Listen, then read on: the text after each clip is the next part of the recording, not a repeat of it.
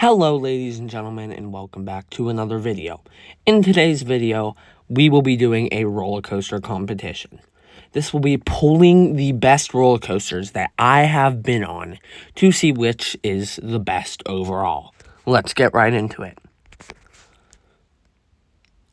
Here is our bracket. So you can see on the left we have all steel roller coasters, and on the right we have wooden and hybrid roller coasters. So our battles are as follows, and you can see the overall winner, but we will be doing an explanation of every single battle, so I'll give you a second to look at that.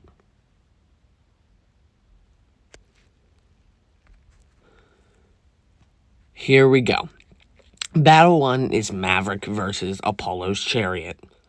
Maverick is known for its intense second launch, steep first drop, overbank turns, and overall intensity. It is very intense. While Apollo's Chariot is known for airtime and a smooth ride. Overall, I definitely have to give this to Maverick for its superior riding elements. It is overall just much better than Apollo's Chariot is.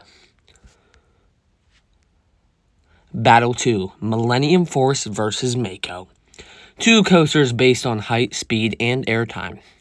The question is just which is better. In terms of speed and height, Millennium Force takes the cake. It is also more intense than Mako, definitely. But Millennium Force focuses more on floater airtime, the 182-foot tall floater airtime hill, while Mako has 9 ejector airtime hills. Overall, I think Millennium Force is a better roller coaster, but I will say Mako is definitely one of the best ever B&M hypers.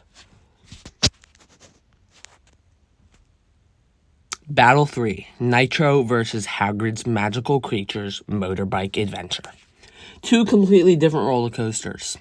Hagrid's focuses on launches and immersiveness with scenery, while Nitro focuses on airtime. Nitro is definitely one of the superior B&M hypers alongside Mako, which has 19 seconds of airtime, which is a lot. It is among the top roller coasters with airtimes. It has overbank turns as well.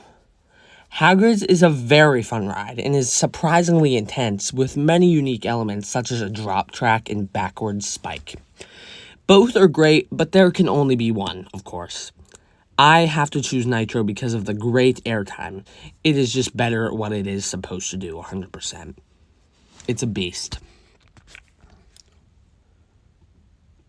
Battle 4 is Pantheon versus Velocicoaster. Two intimate multi-launches that are absolutely wonderful. They were both amazing, I have to say. I was blown away by both.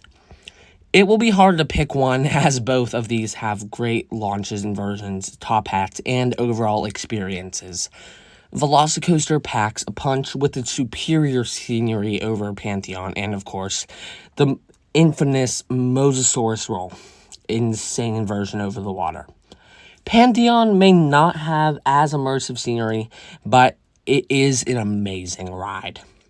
The backward spike and swing launch, which has airtime's hills packed into the launch, are just some of its many elements. I have to compare these because of overall experience, in which case I do believe Velocicoaster is better. That is my hot take on these two. That was a very hard battle, to be honest. Battle 5, Lightning Rod versus Ravine Flyer 2. We are getting on the woodies and hybrids, as you can see. Lightning Rod focuses on intensity in its insane elements, such as the wave turn and quadruple down finale. But Ravine Flyer focuses on terrain interactions, airtime, and extremity. But of course, I have to choose Lightning Rod as the winner of this match. Battle 6, Jackrabbit versus Twisted Timbers. This is the Jackrabbit at Kennywood, keep in mind. Both of these focus on ejector airtime and are great roller coasters. But in aspects in airtime intensity and inversions, Twisted Timbers easily blows Jackrabbit out of the park, as every single RMC pretty much does to a woody. Battle 7 is El Toro versus Thunderbolt at Kennywood. Both have a pretty solid amount of airtime and intensity. I have to admit, they are both great, but there's obviously a better option here, which is El Toro. It had a longer ride, or has a longer ride time and better experience. Having more airtime and hills in general is a much better experience compared to Thunderbolt. I'm sorry. Thunderbolt is just weaker. Battle 8. Steel Vengeance versus Grizzly Roar Restored. I rode Grizzly when it was restored. Actually, the year after they restored it. Both of these are intense roller coasters. Steel Vengeance sweeps Grizzly out of the park, as most RMCs do to Woodies, like I said before with Twisted Timbers. Its airtime, smoothness, inversions, and intensity are just no match for even a great Woody such as Grizzly. Here we have round 2, which only has 4 rounds, or battles, sorry. Battle 1, Maverick versus Millennium Force, both at Cedar Point. Once again, Maverick is taking on a tall roller coaster with airtime focus. Maverick has a better ride overall, much better, with its whippy inversions and elements. It is a very powerful experience. I personally believe that Millennium Force is weaker than expected for being a 310-foot tall giga coaster. Maverick wins. And keep in mind, ladies and gentlemen, I rode both of these back to back. So Millennium Force was the first roller coaster I rode when I went to Cedar Point, and Maverick was the second.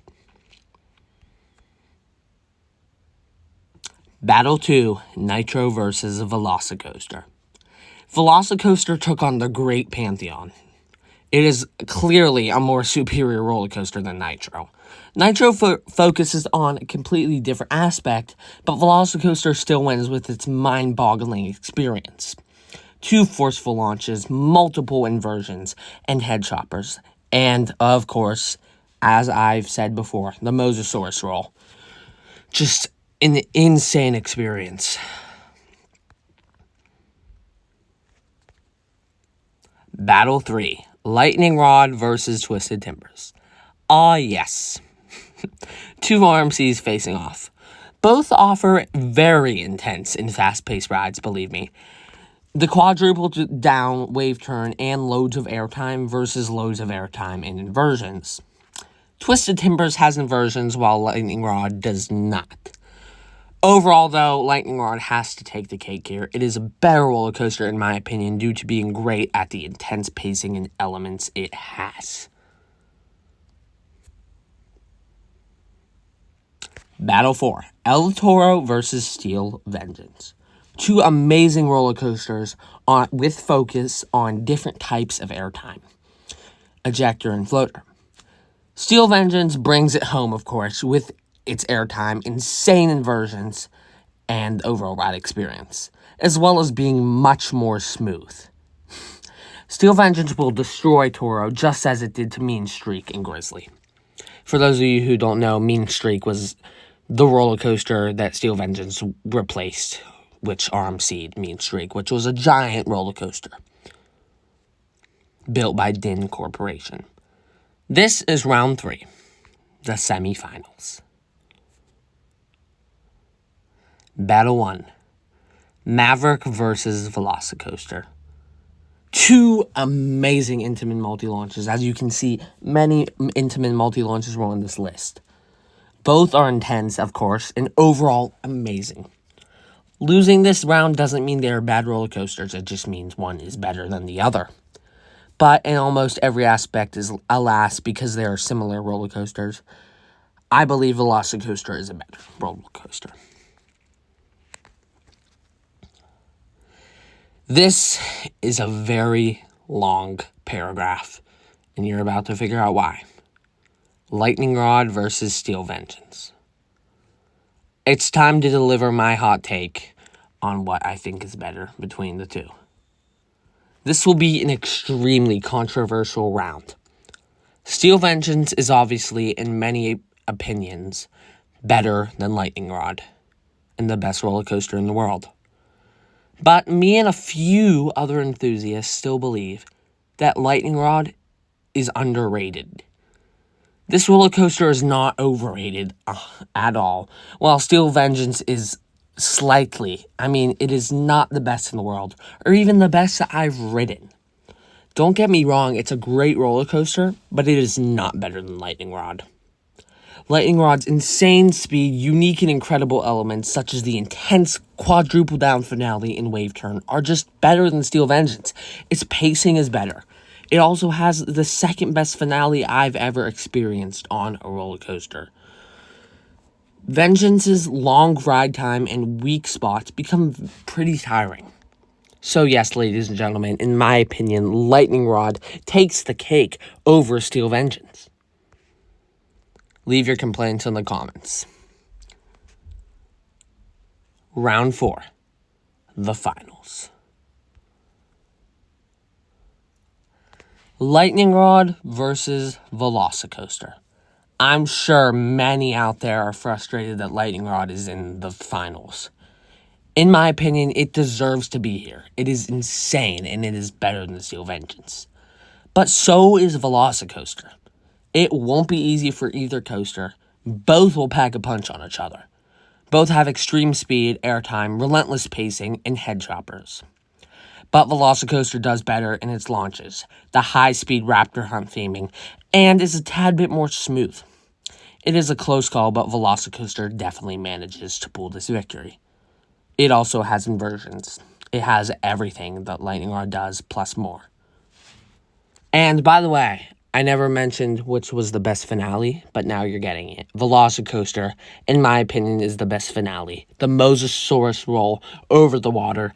It's just such a high-paced element and finale. So, Velocicoaster wins this battle. And here, ladies and gentlemen, is Google Gemini's opinion on my argument and regular Google's opinion on my argument. I decided to look this up after I was done with the video script, and here you have it.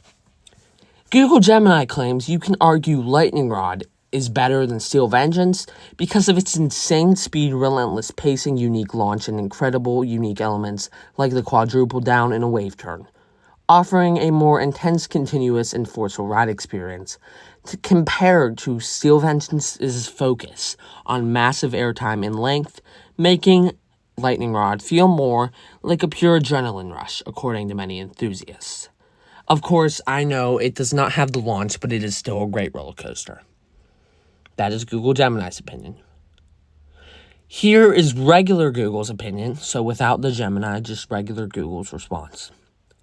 Lightning Rod is often argued as better than Steel Vengeance due to its superior high-speed terrain pacing, the iconic quad-down finale, an intense launch, and a more focused, compact experience that avoids the dead spots or long ride durations some find exhausting on Steel Vengeance. Any complaints or questions you have, please leave them in the comments and consider liking and subscribing. Thank you, ladies and gentlemen, for your support. And have a Merry Christmas.